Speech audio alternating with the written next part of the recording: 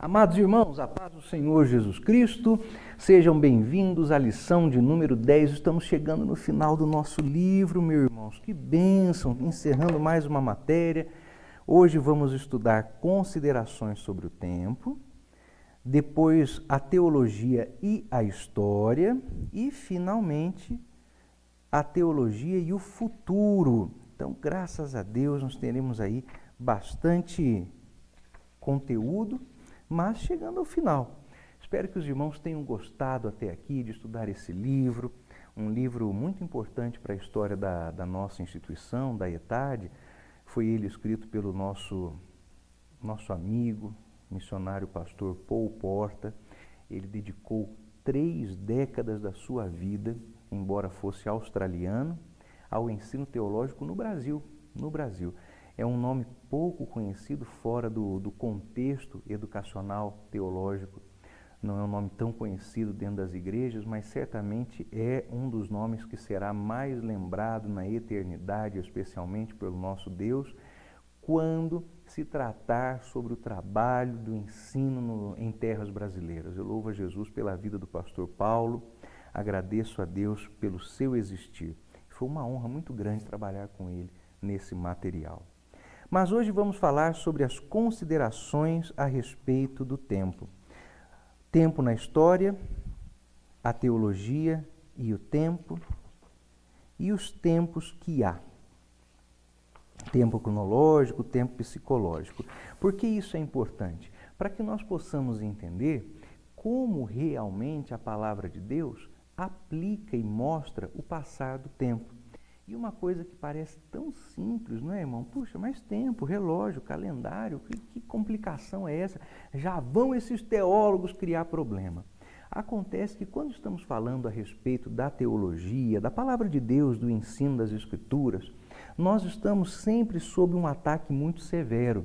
E esses ataques ideológicos deformam o modo como as pessoas entendem o tempo, a sua existência e a vida. Então, vamos começar falando sobre o chamado tempo histórico. Eu vou desenhar aqui no nosso quadro uma coisa que você já viu, você conhece bem. Todos nós, quando estávamos na escola, víamos o nosso professor de história no quadro desenhar um trocinho chamado linha do tempo.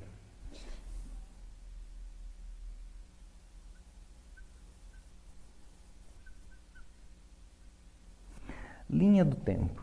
E aí o professor pegava a linha do tempo, marcava para nos ensinar que aqui era o ano do nascimento de nosso Senhor, Jesus. Então daqui para cá nós temos tudo aquilo que aconteceu depois de Cristo. Daqui para cá o que aconteceu antes de Cristo. Os irmãos sabem bem, lembram-se bem, que daqui da esquerda para a direita, a data vai aumentando. E para cá, ela aumenta também. Só que para fazer a diferença, a gente acrescenta antes ou depois de Cristo. Quer dizer que alguma coisa acontecida para cá, depois de Cristo. Para cá, a gente é sempre obrigado a colocar essa observação antes de Cristo, que é para fazer a diferenciação. Mas essa linha do tempo tem sido muito questionada pelos historiadores, porque eles fazem alguns argumentos que, quando escutamos, até parecem fazer algum sentido. O que eles costumam dizer? Quando nós fazemos uma linha do tempo, estamos fazendo querer crer, por exemplo, que o Israel de Davi é o mesmo Israel de hoje. Aí não é, é um Israel diferente. Estamos querendo fazer crer que o Brasil de 500 anos atrás é o mesmo Brasil de hoje, e não é o mesmo Brasil. Nações diferentes, histórias diferentes. No caso de Israel, o argumento então fica mais quente ainda, porque quem fala contra a linha do tempo está sempre advogando a chamada nova história, essa escola dos anais, muito famosa, né? Uma escola francesa do historiador franco-judeu chamado Marc Bloch. Ele morreu nos campos de concentração do nazismo durante a Segunda Guerra Mundial.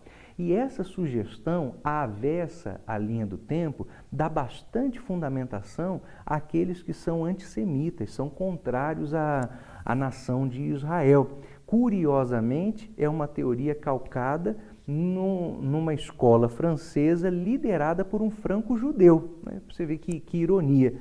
Mas isso, na nova história, depõe contra a tradicionalíssima linha do tempo. O argumento, por exemplo, seria que Israel não tem nenhum tipo de direito àquela terra porque o Israel de hoje não é o Israel de lá de trás, não é a mesma nação, não é o mesmo povo. Mas há várias outras implicações em se abrir mão da linha do tempo como nós estamos vendo aqui. E por quê? Vamos de volta ao nosso quadro. Esta linha do tempo prevê, pressupõe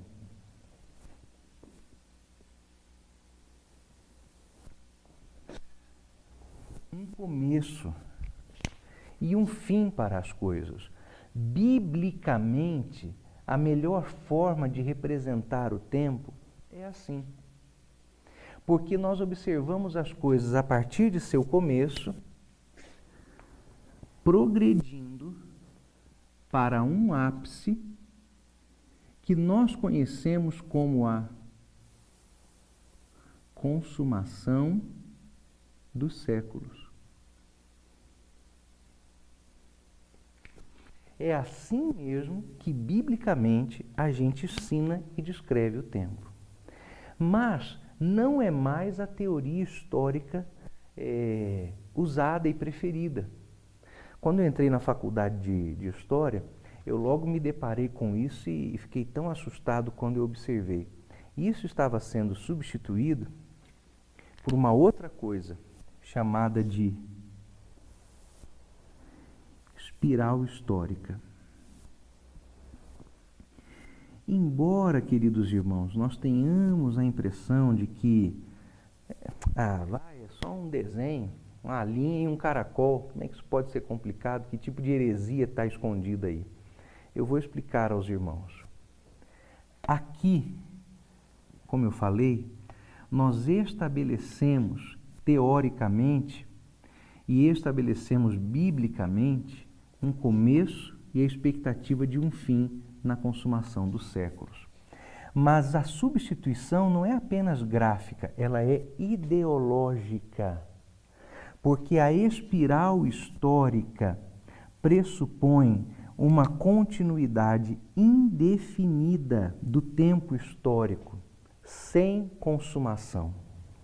A gente olha as coisas às vezes, irmãos, e não percebe o que há por trás delas. E não vai pensar que eu sou um teórico da conspiração, porque eu não sou, não. Muito pelo contrário, eu acho que eu tenho bem os meus pés no chão. Agora eu peço a Deus o discernimento. E uma coisa como esta, embora pareça apenas a mudança de um sentido gráfico, né? Tira a linha, põe um caracol, tem uma mudança ideológica profunda. Por quê? Preste bastante atenção. Aqui, a vida acaba, mas o mundo não, errado. A vida acaba, mas o tempo continua. Nesse caracol, não há previsão nesse sistema de fim do tempo. Aqui, queridos irmãos, como você já deve estar supondo, é o contrário. O tempo acaba, mas a vida continua. Pastor, não entendi, explica aí. Vou explicar. Vamos pensar que esse caracol está correto, tá bom? Vamos admitir que ele está correto, não é só um desenho de criança. Não, realmente, o caracol vai embora. É assim mesmo que é. Para pensar comigo um pouco. Se esse troço estiver correto, o tempo nunca tem fim. Você já ouviu falar que o Sol vai se extinguir daqui quanto tempo? 10 bilhões de anos. Irmão, 10 bilhões de anos é tempo para chuchu, hein? 10 bilhões. Daqui 10 bilhões de anos o Sol acaba. Quando o Sol acabar daqui 10 bilhões, a vida no planeta Terra já terá se extinguido há bastante tempo, porque só há equilíbrio para a manutenção da vida na Terra com o Sol do modo como está. A hora que ele começar a enfraquecer, a gente morre gelado aqui. Tem como. Então, uma linha do tempo como essa pressupõe a continuidade indefinida do tempo histórico cronológico, ainda que a vida se vá extinguir. Aí você pensa, qual o problema disso? Realmente não é matemático, o Sol não vai acabar? Irmão, o problema é que a palavra de Deus fala de uma coisa chamada consumação dos séculos, consumação dos tempos. Fala da entrada de todos, ou na danação eterna, ou na eternidade com Deus. Quando falamos sobre a consumação dos séculos nas Sagradas Escrituras, nós estamos advogando que esse troço aqui está errado. Por que está errado? Porque há, biblicamente, a profecia para o fim do tempo.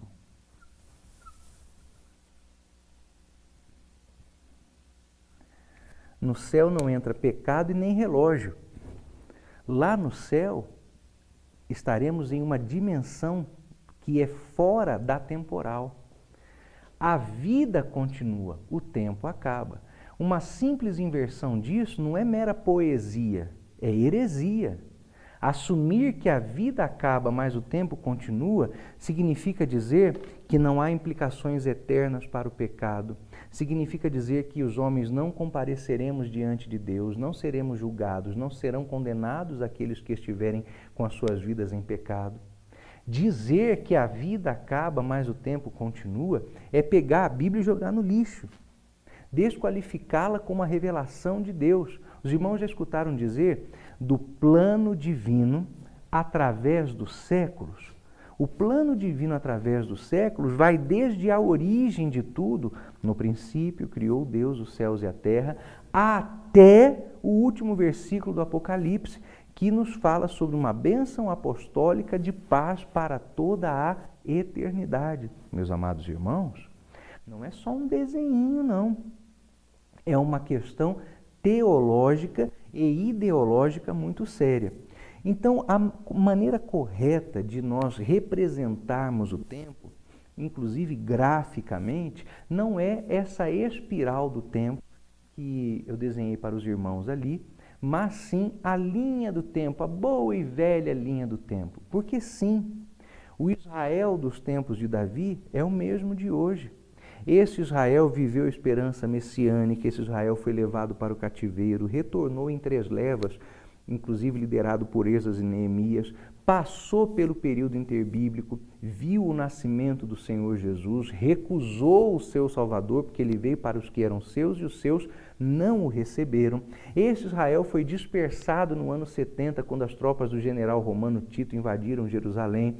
Esse Israel ficou fora de sua terra do ano 70 até o século XIX, quando o sionismo começou a retomar e a avivar no coração de todos os hebreus o retorno a Jerusalém. Esse Israel quase foi destruído nos anos 1940 por causa do nazismo, mas foi reafirmado como nação por Deus em 1948, no dia em que se cumpriu a profecia de Isaías. Quem jamais ouviu dizer que uma nação fosse dada à luz em um único dia, que foi o que aconteceu na ONU, quando Israel teve posse reconhecida, não por Deus, porque Deus já lhes havia dado isto, mas pelos homens daquela terra. É o mesmo Israel. Quando nós descartamos a linha do tempo, nós passamos então a separar, a descontinuar a macrohistória, a teohistória, o domínio de Deus da história, para fragmentar a história em pedacinhos, sem muita conexão um pedaço com o outro, ainda que a teoria histórica vigente diga que não, que é o contrário. Ah, não, estamos vendo o macro, estamos vendo tudo. Na verdade, está se vendo uma microhistória que descontinua a teoria histórica e não vê relação dos fatos entre si nas suas implicações com o juízo eterno. Aí está o problema. Essa espiral, onde a vida acaba, mas o tempo continua, não reconhece a Deus, mas a linha do tempo antecipa não apenas o que já sabemos existir, que é um começo, mas prevê um fim, porque nela o tempo acaba, mas a vida continua na eternidade. Essa explicação que eu acabei de dar aos irmãos, posto que aparentemente curta, é a chave que abre o entendimento da lição de número 10. Então, o que recomendo aos meus irmãos nesse momento é que retomem essa lição, caso alguma coisa não lhes tenha ficado clara. Retomem este vídeo, para daí retornar ao texto. É uma lição especial porque, embora muito curtinha e fácil de entender, são pouquíssimas páginas, a lição mais curta do nosso livro, ela é o que permite entrar com melhor aproveitamento nas lições 11 e 12. Então, estou entregando para os irmãos nesse vídeo a chave que abre o entendimento da lição de número 10. Com isso que estamos explicando sobre a vida acabar e o tempo continuar, nessa espiral do tempo. Ou o tempo acabar, mas a vida continuar na linha do tempo, que é o que mais se aproxima da descrição bíblica da história, os irmãos vão poder acessar os conteúdos das lições finais do livro 11 e 12. Então assista ao vídeo de novo, caso você precise, é um vídeo bem curto, para depois retomar o texto da lição. Que quando entrarmos na lição de número 11, então nós vamos ver as provas históricas de que o tempo caminha para o seu fim. Mas não podemos entrar nas provas enquanto você não entender essa relação. Então leia de novo, assista de novo, porque na próxima aula nós vamos verificar os indícios escatológicos de que o tempo está acabando. Mas você precisa dessa chave hermenêutica para poder acessar o conteúdo das duas próximas lições.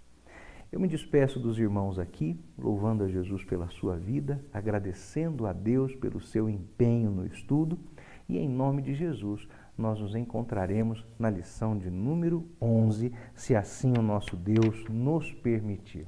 Até lá então e que Deus te abençoe.